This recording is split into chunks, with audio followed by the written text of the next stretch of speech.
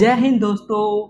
आज हम इस वीडियो में क्लास 9 जो अगस्त में एग्जाम हुआ है 24 तारीख को, उसी का हम सोल्यूशन देखेंगे इस वीडियो में। सब्जेक्टिव एवं ऑब्जेक्टिव दोनों। देखिए पहले ऑब्जेक्टिव क्या क्या क्वेश्चन है। पहला क्वेश्चन देखिए क्या है।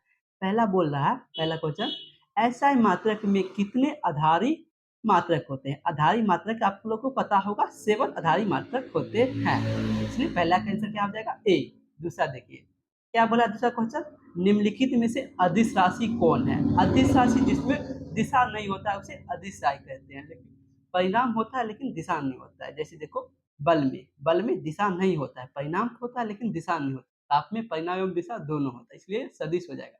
ये भी सदिश हो जाएगा लेकिन बल सदिश नहीं होगा, यह अदिश राशि है। ये हो जाएगा मेरा आंसर। तीसरा देखो, चाल का ऐसा मात्रक क्या होता है। चाल का ऐसा मात्रक आप लोग को पता होगा, मीटर प्रति सेकंड होता है। इसका आंसर सी हो जाएगा। देखिए चौथा क्वेश्चन, सदिश का परिणाम कभी भी नहीं होता है। सदिश का परिणाम कभी भी शून्य नहीं होता है। इसका आंसर सी हो जाएगा। चौथा क्वेश्चन देखो, चौथा नंबर क्या बोल रहा है, परिणामी वेग का ऐसा मात्रक होता है मीटर प्रति सेकंड। ये भी हो जाएगा। छठा क्वेश्चन क्या बोल रहा है, निम्नलिखित में से सबसे अधिक जड़त्व किसमें होता है। सबसे अधिक जड़त्व वैसे तो बल में होता है। बल यानी जिसमें ज्यादा घनत्व होता है, ठोस चीज। जैसे इसमें क्या हो जाएगा, एक पिन में नहीं होगा, एक किताब, एक शरीर, इसमें क्या होगा, एक कलम में हो जाए। कलम जो ठोस होता है, देखिए पूरा जिस जड़त्व अधिक रहता है पेन में। छठा क्वेश्चन देखिए, छठा क्वेश्चन क्या बोल रहा है, बल की परिणात्मक परिभाषा निम्न में से किससे प्राप्त होता है। बल का परिभाषा न्यूटन के प्रथम नियम से प्राप्त होता है, जिसे हम जड़त्व का नियम भी कहते हैं। आठवां क्वेश्चन देखो, एक तोप से गोली छोड़ने के बाद पीछे की ओर किसी कारण धक्का देता है। यह न्यूटन के तृतीय नियम से होता है, जिसमें कहा गया प्रत्येक क्रिया के बराबर विपरीत प्रतिक्रिया होता है। इसका आंसर क्या हो जाएगा, ऑप्शन नंबर सी, जो देख लो न्यूटन का तीसरा नियम बोल रहा है। ये मेरा सी आंसर हो जाएगा। नवा क्वेश्चन, किलोमीटर प्रति सेकेंड स्क्वायर किसका मात्रक होता है। यह संवेग का मात्रक होता है, किलोमीटर प्रति सेकेंड स्क्वायर। 10वां नंबर क्वेश्चन देखिए, 10वां क्वेश्चन क्या बोल रहा है, 1 किलोग्राम भार में कितना न्यूटन के बराबर होता है। यह 9⁸ के बराबर होता है, 1 किलोग्राम भार न्यूटन में। 11 नंबर क्वेश्चन क्या बोला, निम्न में से कौन पदार्थ है। पदार्थ, घृणा ये पदार्थ नहीं होगा, स्नेह ये भी पदार्थ नहीं है, गंध ये भी पदार्थ नहीं है, कुर्सी पदार्थ है जो ठोस है। 12 नंबर क्वेश्चन देखो, निम्न में से कौन तथ्य नहीं है। तथ्य कौन नहीं है, तथ्य जो ब्रोमीन तो तथ्य है, जास्ता भी तथ्य है, ऑक्सीजन तथ्य है, लेकिन जल एक यौगिक है जो हाइड्रोजन और ऑक्सीजन से मिलता है। हाइड्रोजन के 2 अणु, ऑक्सीजन के 1 अणु से मिलता है जल।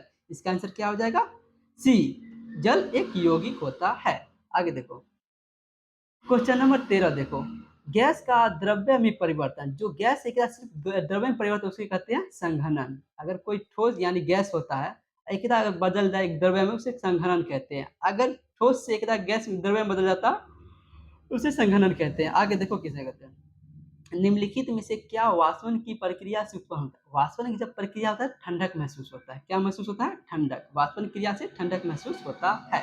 आगे देखो, किसमें अधिक ज्वलन अनुभव होगा। किसमें अधिक ज्वलन अनुभव होगा, यानी भाप भाप से और उबलते हुए पानी से, ये दोनों से भी अधिक ज्वलन महसूस होता है। आगे देखो, निम्नलिखित मिश्रण में से कौन विलियन मिट्टी एक विलियन है। 100 डिग्री सेल्सियस ताप पर केल्विन का माप क्या हो जाएगा। मतलब 0 डिग्री सेल्सियस बराबर होता है 273.15 होता है। यहीं पर 100 जोड़ दिया, 100 जोड़ दिया, कितना हो जाएगा, 100 इसमें भी ऐड हो जाएगा, यहाँ हो जाएगा 373.15। यहाँ किसमें कौन ऑप्शन है, 373.15। यहाँ देखो, यहाँ यही आंसर हो जाएगा, ऑप्शन नंबर सी। क्या बोल रहा है, वास्तविक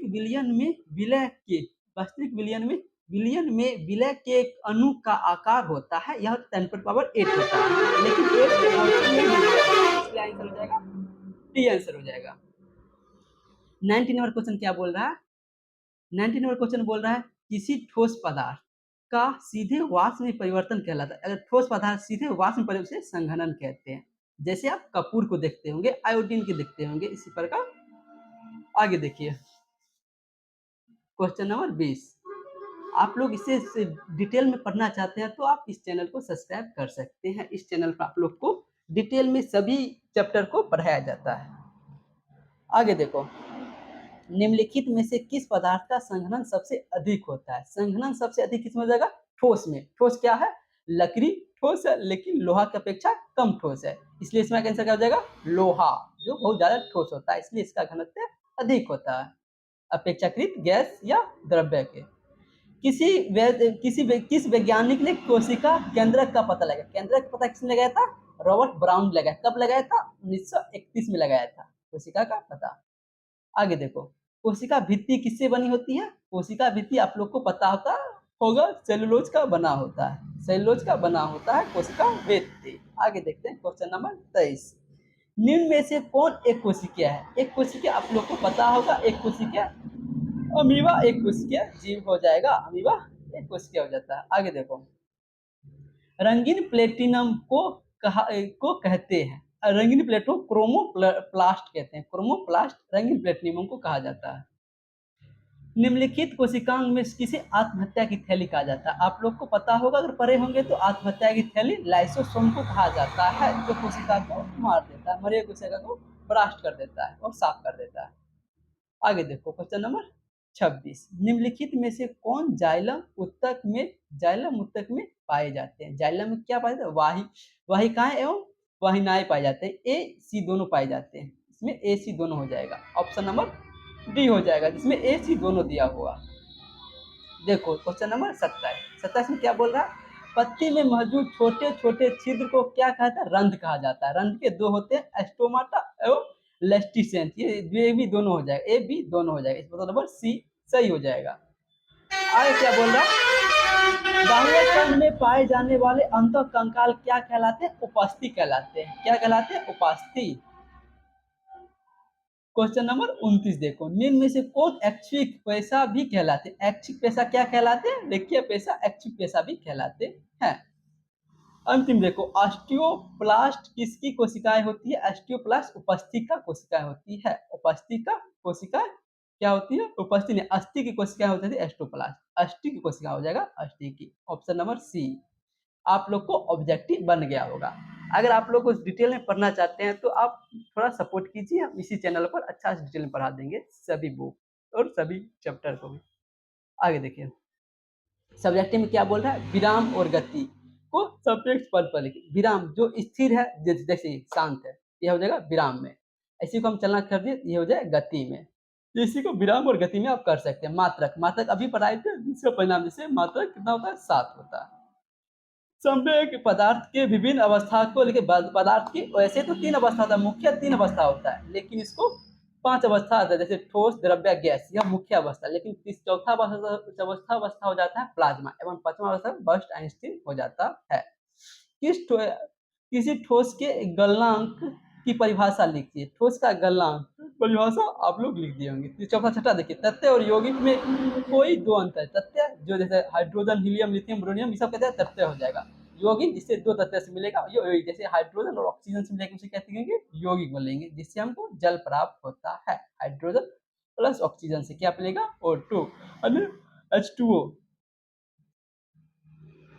आगे देखो, कोशिका के किस अंग को बिजली घर कहा जाता है? कोशिका को माइटोकॉन्ड्रिया का बिजली घर कहा जाता है।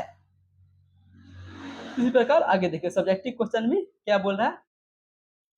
इसमें क्या बना? सिर्फ 5 ही क्वेश्चन बनाना था। आप लोग पढ़ के गए हो तो बन गया होगा 5 क्वेश्चन। अब देखिए सब्जेक्टिव क्वेश्चन क्या बोल रहा है? क्या बोल रहा है? विभिन्न प्रकार के आधारी मात्रक की प्रणालियों के नाम लिखकर संक्षेप में उसका उल्लेख करें। बोल रहा है पंजाब के तरह का आप लोग उल्लेख कर देंगे। आप लोग इसलिए जानते हैं कि अच्छा से बताते हैं, आप वीडियो को अच्छा से देखिएगा। और इस वीडियो में इतना ही रहने दे, अगला वीडियो में आप लोग को डिटेल में बनाया जाएगा। ये इसका अर्थ है, क्योंकि लॉन्ग क्वेश्चन है तो यहाँ बता नहीं सकते, इसलिए दूसरा वीडियो बता देंगे। आप कमेंट कीजिएगा बस। Thank you, bye.